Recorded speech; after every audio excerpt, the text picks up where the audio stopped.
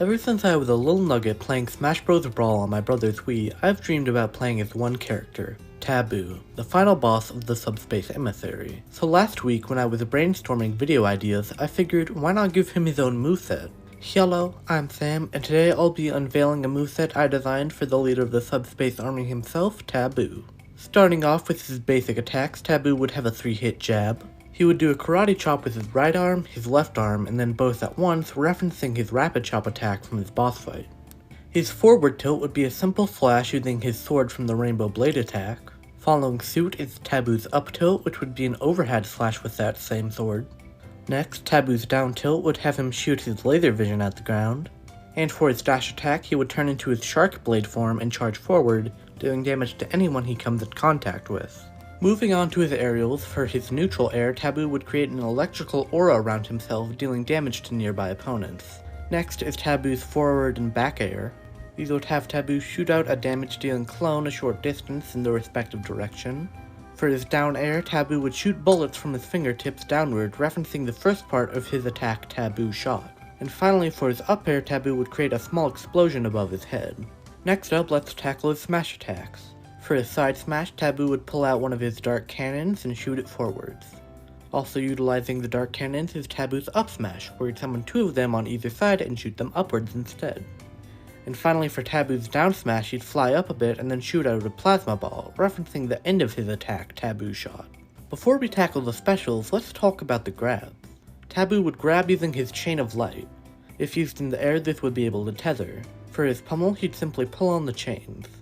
His forward throw would mimic what he does in the boss fight, slamming the opponent into the ground in front of him. His up throw simply has him toss an opponent upward with the chain of light. His down throw would have him teleport above his opponent before knocking them away with an explosion, and his back throw would have him spin his opponent around before sending them flying. And finally we reach the specials. For his neutral special, Tabuu would pull out his shuriken and throw it forward. Just like in the boss fight, the shuriken would come back to Tabuu like a boomerang. Tabuu's side special would be a command grab. He'd turn into his golden bracket form and charge forward.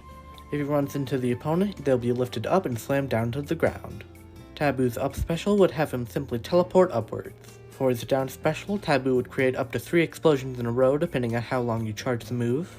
And for his final smash, Tabuu would shoot 3 offerings, dealing high damage and knockback to anyone hit by them. Now that we've covered the moveset itself, let's move on to the extras, such as the alternate colors. Of course his default look would be his classic cyan turquoise coloring. For his first ult, he could turn a pinkish purpley shade as a reference to the fighting polygons and wireframes.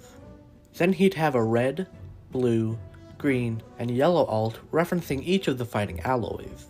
Then he'd have a light golden color scheme as a reference to Galim, and a dark purple color scheme as a reference to Darkon. When Kirby eats Tabuu, Kirby would receive Tabuu's wings to indicate who he copied, and of course Kirby would be able to use the same shuriken boomerang that Tabuu uses. Tabuu's classic mode would be called the Subspace Commanders and would reference the other bosses from Smash Bros. Brawl. First would be a fight against Piranha Plant on Pokemon Stadium as a reference to PD Piranha, then a fight against Green Charizard on Mushroom Kingdom 2 to reference Rayquaza. Following that would be a fight against a Grey Lucas and Large Rob on the stage New Pork City for Porky.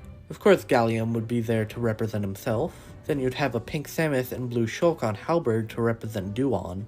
After that would be a fight against Ridley to represent himself, and he would be in his Metal Alt on Big Blue to reference his second fight. And of course after the mandatory bonus round, you'd reach the final fight against Master and Crazy Hand. For his up taunt, Tabuu would spin around, twirling his chain of light around himself. His side taunt would have him pull out a trophy stand and admire it, and his down taunt would have him stand firmly on the ground and display his wings. If you enjoyed this video, remember to like and subscribe. I put a whole lot of effort into this one, so it would mean a lot. And as always, stay hydrated. Bye.